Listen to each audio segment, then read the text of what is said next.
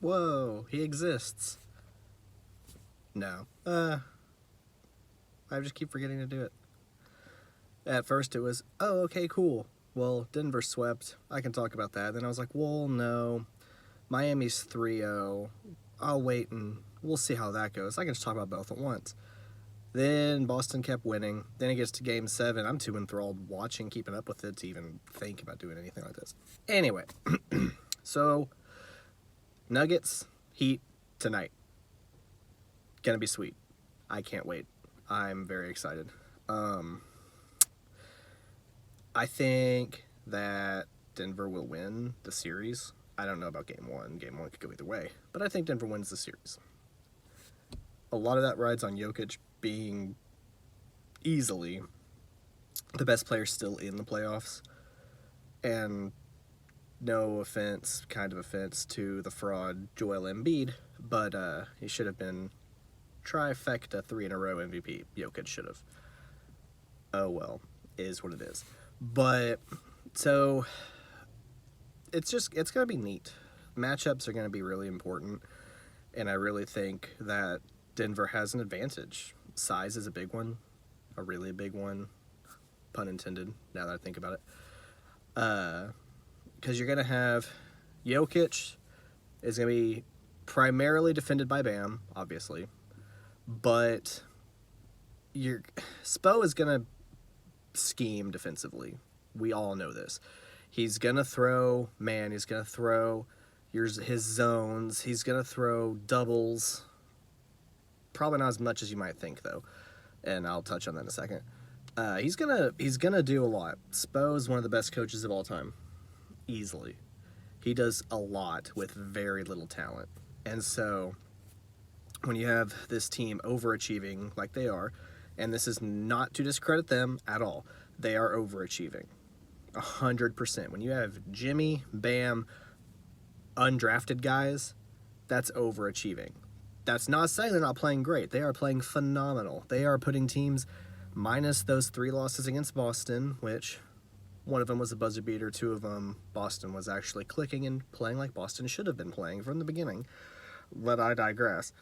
But when they're clicking, you beat Boston, you beat Milwaukee, you beat New York, who is good, not great, not compared to Milwaukee and Boston. New York is a tier below.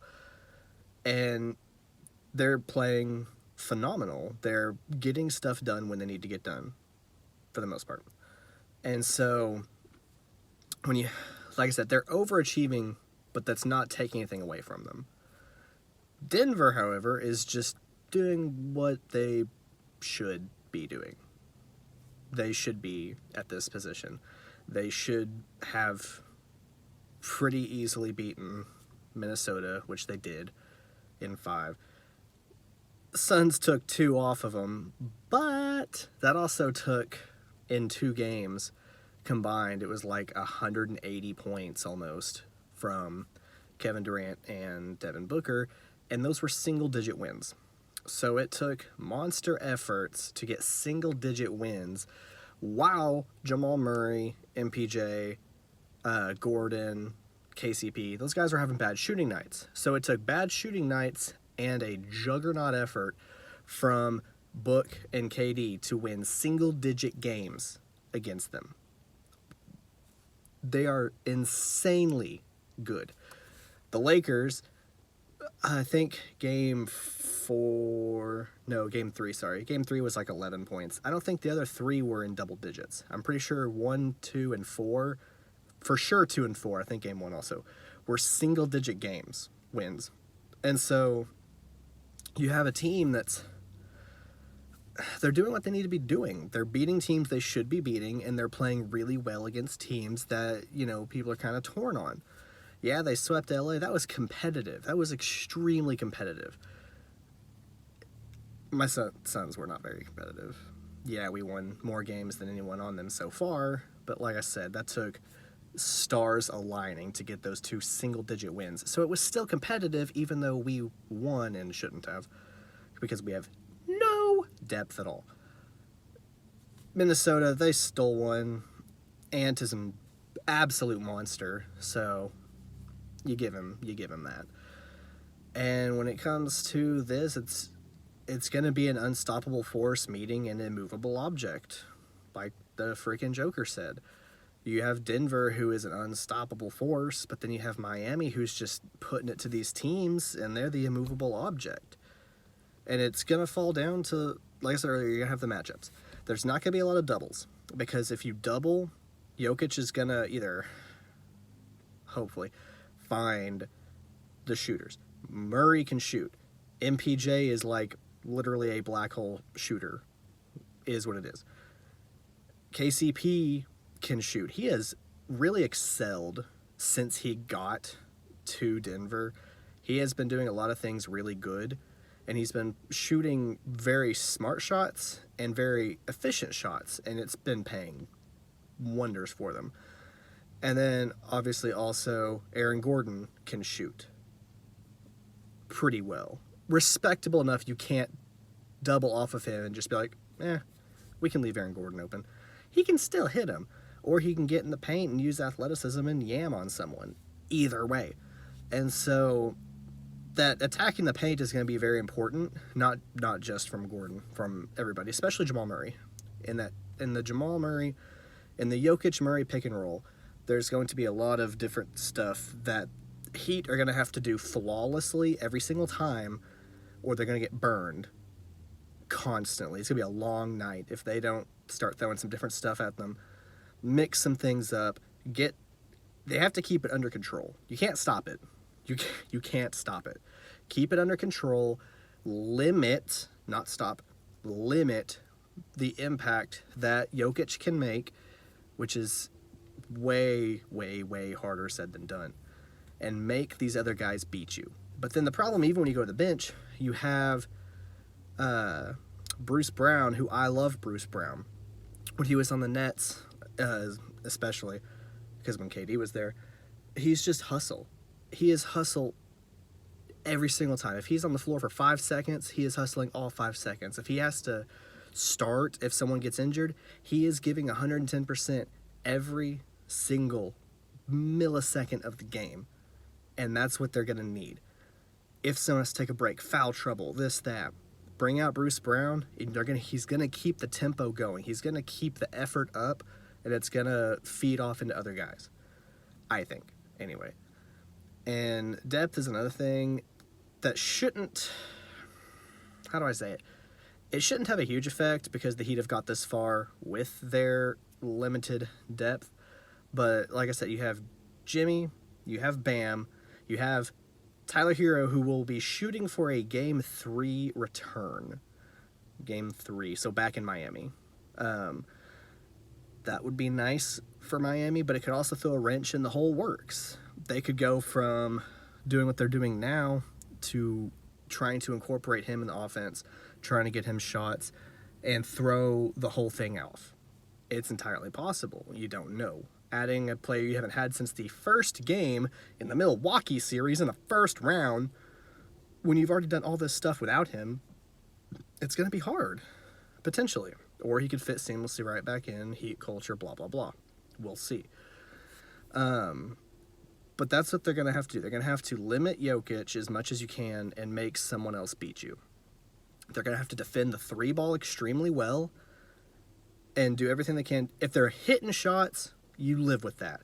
If they shoot 40% as a team on good contested shots, you live with that. You take what you can get. They're professionals. They can all shoot at a good clip most of the time. What you cannot live with is the defense collapsing or rotations getting screwed up, lapses, anything like that. You cannot let them get going on mistakes. If they're hitting their shots, they're doing what they need to do, cool. You tip your hat, you go, okay. You cannot let them get into the game, get easy points, get easy buckets, watch the ball go through. All a shooter needs to do is see it hit net once. One, they can light it up. Jamal Murray's had 50-point games in the playoffs. Jokic has had 40-point triple-doubles in the playoffs.